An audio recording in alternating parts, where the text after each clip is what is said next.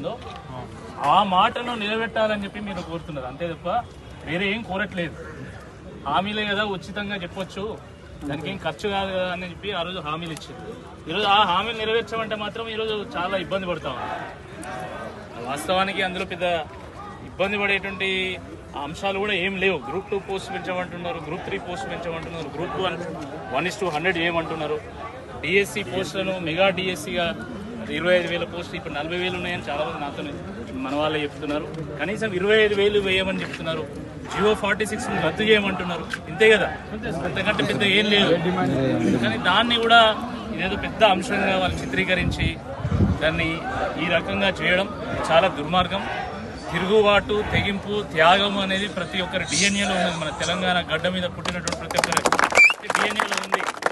కానీ దాన్ని లాఠీలతోని, బారికడ్లతోని, ముళ్ళ కంచెలతోని, పోలీస్ పహారాలతోని, వాళ్ళ తుపాకులతోని ఈరోజు అణచివేయాలని చూస్తే ఊరుకునేటువంటి సమాజం తెలంగాణ సమాజం కాదు. తప్పకుండా తిరుగుబాటు వస్తుంది, తిరగబడతాం 100%. ఆ తిరుగుబాటు అంటే ఏందో ఈరోజు స్వయంగా అందరం కూడా చూసినాము. ఇక్కడెక్కడ నాంపల్లి పోలీస్ స్టేషన్ నుంచి మొదలు పెడితే అక్కడ బొల్లారం కాదు, టీఎస్పీఎస్సీ దాటినాక మళ్ళీ ఒక 1/2 కిలోమీటర్ 1/2 కిలోమీటర్ వరకు మొత్తం వరుసగా వ్యాన్లు పెట్టిండ్రు. అంటే ఎందుకు ఇంత అబద్ధతాభావం? 6 నెలలు అయింది కదా మీ ప్రభుత్వం వచ్చి. 6 నెలల్లోనే ఈరోజు మొత్తం వరుసగా ఒక 100 వ్యాన్లను పెట్టి, పోలీసు మొత్తం 1000 మంది పోలీసులను పెట్టి, ముళ్ళ కంచెలను పెట్టి, బారికడ్లతో మీరు టీఎస్పీఎస్సీని కాపాడుతున్నారంటే దేనికి సంకేతం అది? అంటే పూర్తి అభద్రతా భావం. నిజంగా మీలో చిత్తశుద్ధి ఉంటే ఒక మంత్రి వచ్చి స్వయంగా ప్రకటించవచ్చు కదా, మేము క్యాలెండర్ ఇస్తాము, మేము గ్రూప్ 2 ఇస్తాము, గ్రూప్ 3 ఇస్తామని దాంట్లో భయమైంది. అంటే మీలో చిత్తశుద్ధి లేదు, మీకు ప్రణాళిక లేదు, ఏం లేదు.